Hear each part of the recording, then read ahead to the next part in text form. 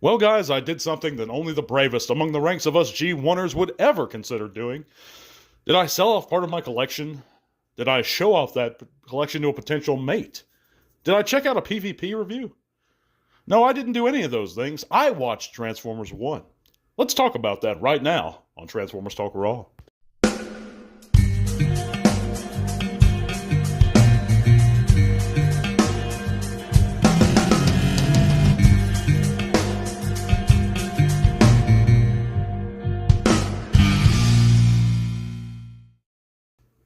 So I woke up this morning with a promise of a new day, guys.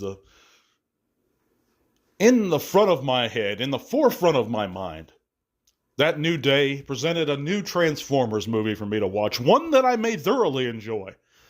So I decided to give it a fair shake, being a die-hard G1er as I am, but let me give you some exposition, at least as much exposition as Transformers 1 gave us.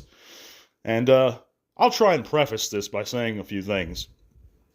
Although I am a G1er, I don't consider myself one that's so rigid in his thoughts, his intentions, that he would block out anything Transformers that is not G1. And I realize there are other universes and other tales to enjoy within the franchise and within that mythos. And there are ones that I do enjoy. As I'm sure many of you know, I love the Beast Wars. Fantastically written. It both entertained old fans and new ones alike. It brought in new spirit to the Transformers and honored all that came before it at the same time. It reinvigorated the entire toy line and franchise at the time. I liked things about Beast Machines. I enjoyed the Armada toy line. I enjoyed Animated's premise. I enjoyed Dreamwave's comic run. I didn't grow up being nursed on the Marvel comics. I read some Marvel comics. I enjoyed some aspects of the Marvel comics for what they are, but it was really the Sunbow animated series that I loved, and that was my gold standard, guys. So it's that I miss. And in the end of the day, I'm going to tell you this, guys, as a bit of a spoiler as to my complete thoughts. All this film made me want to do is watch War Dawn or Transformers the movie 1986. There were good things about Transformers 1, and I'm going to get into that, guys, and explain what I liked and what I didn't like. But before I do that, two things. One, if you haven't heard, please check out all those links below. It's going to take you to all kinds of cool stuff, including our Facebook group. If you check out those links in the description, it'll also lead you to our Patreon, where you can help support the podcast further. That $1 or $3 a month goes a long way towards helping us guys and providing new giveaway figures. We give away a new one every month. But this is going to be a long one, guys, and there's no news. There's no poll results, because I need every bit of time I can to talk to you guys about this film. And did I hate a little bit on this film before I saw it? Absolutely, but not for the reasons that it was a bad film, not for the reasons that I wanted to hate on it. It was the propaganda they put out. They completely mismarketed the film a little, by painting it to be a bit lighter than it actually is. Now, it's not a dark film by any means, but it was incorrectly marketed, in my opinion.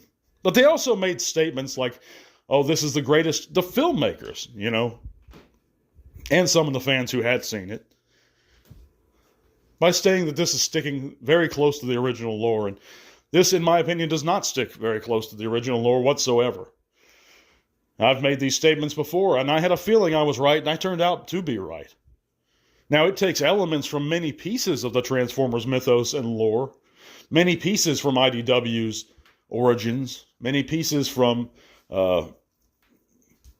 Marvel Comics, for example, or a few pieces, and it kind of scrambles them up. It creates its own new origin, or own new mythos, and I'm not even against that, guys. But we're going to get into that further. But one thing it does not do is borrow too much from the Sunbow animated series, quite frankly. Besides the names, I don't see many similarities whatsoever. But in short, guys, filmmakers came out with statements about this film like, This is the greatest Transformers movie of all time. The producer stated to Variety magazine that he didn't know why people loved the 86 film so much. Well, the facts of the matter are, guys, that love it or hate it, whether you view the term G1er as derogatory or as a compliment, as I do, the 86 film has been beloved by fans for nearly 40 years. Now, was it as a whole a masterpiece of cinema, a masterpiece of film? Absolutely not. But it was a fun story with wonderful animation, a fantastic soundtrack, and from beginning to end, we were absolutely riveted and engaged. For myself, it was not this way for Transformers One. Now, is this a comparison of the two films? No, and it's not fair to compare them, because at the end of the day, Transformers 1 and 86 are films of their time. And it speaks volumes about the time we live in. And I think it's a very apt statement to say that Transformers 1 is a product of this generation. Now, going into it, I was hopeful. The film looks fantastic. I'm going to give it credit where it's due. It looks wonderful. I'm not a huge fan of the stylistic choices they made, but it's a majestic looking film. Cybertron looks great.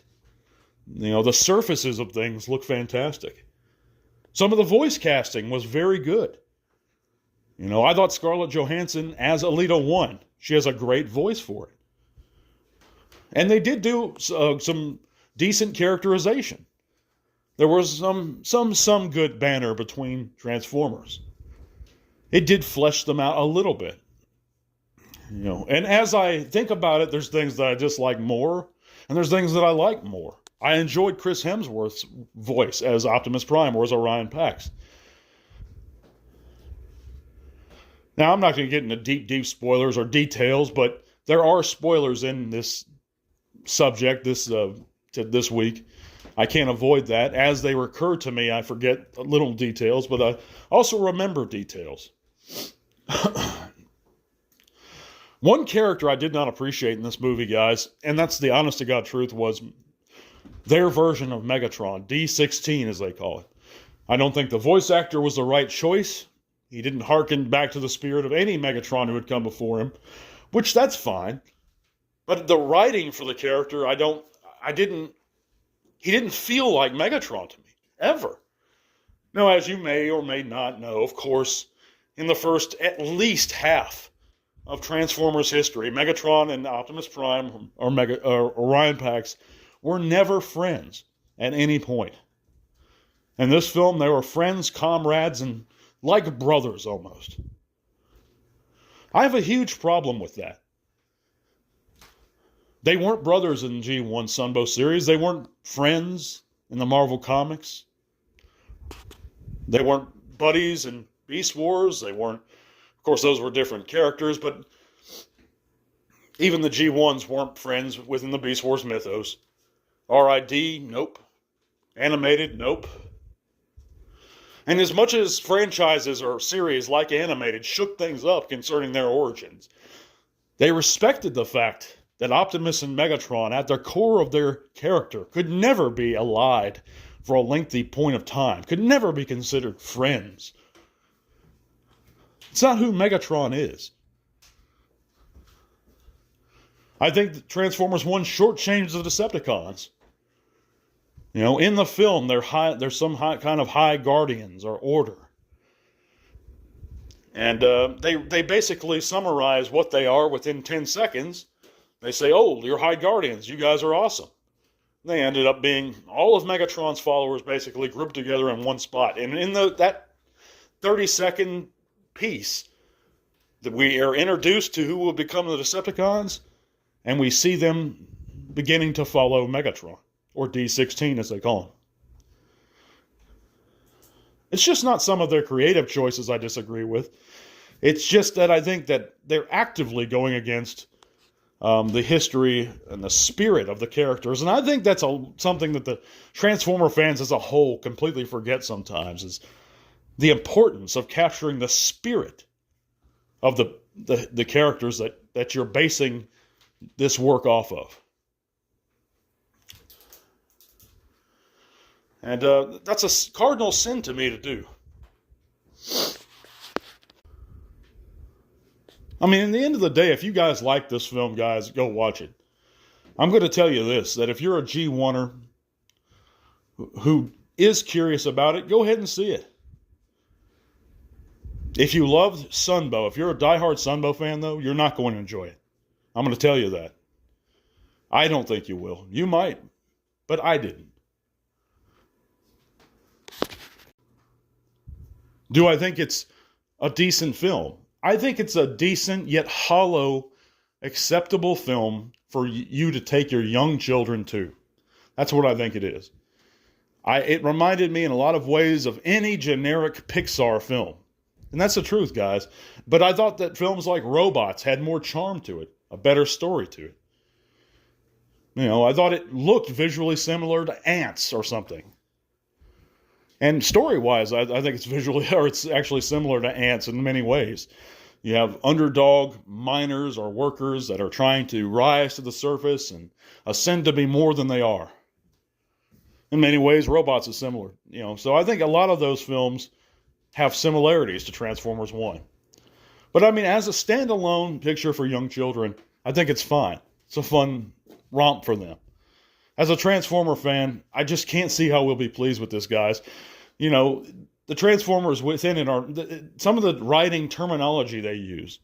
You know, they refer to vulgar human gestures. There's one point where Orion Pax, and we see it in the trailer, he's about to give a middle finger to somebody, Sentinel Prime, their version of Sentinel Prime. I don't know how they would know this gesture.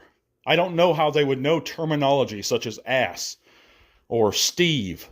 You know, they say Bumblebee, in one point in the film, he has these drones he created, or these pretend robots he made to keep him company because he's isolated in his work.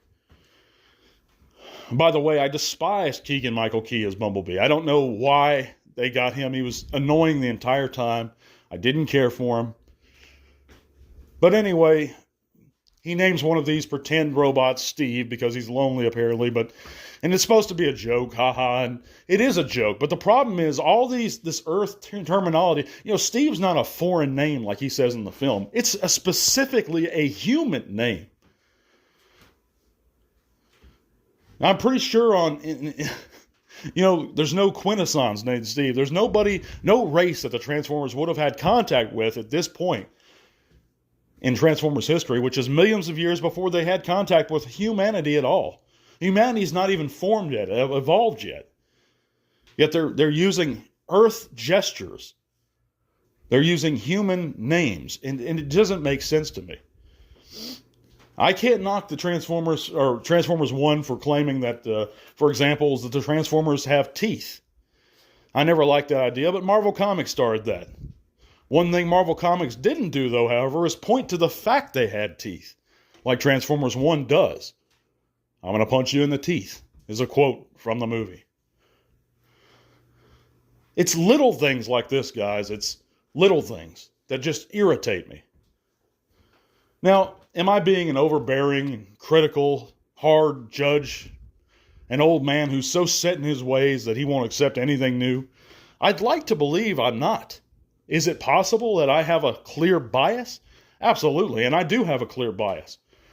But I'm not so short-sighted as to not want to accept something new. That's why I went to see the film in the first place.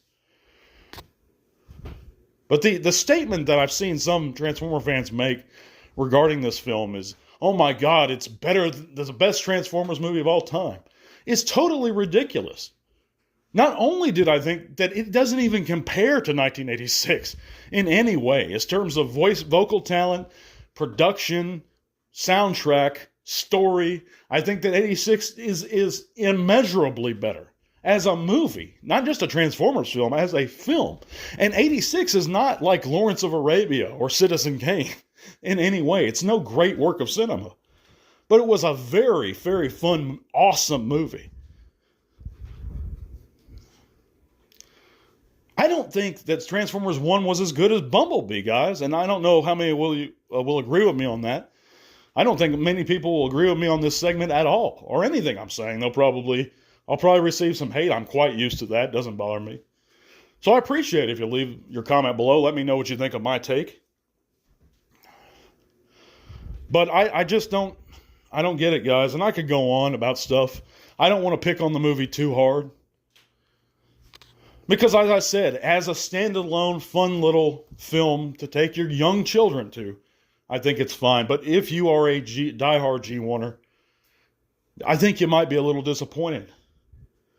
And some of these guys that say this is the best Transformers movie of all time, I just don't agree, guys, whatsoever. I think you're going to be disappointed if you go into it with the expectations that it's even... To me, the action didn't stand out too much. There were times I was really kind of bored watching the film. But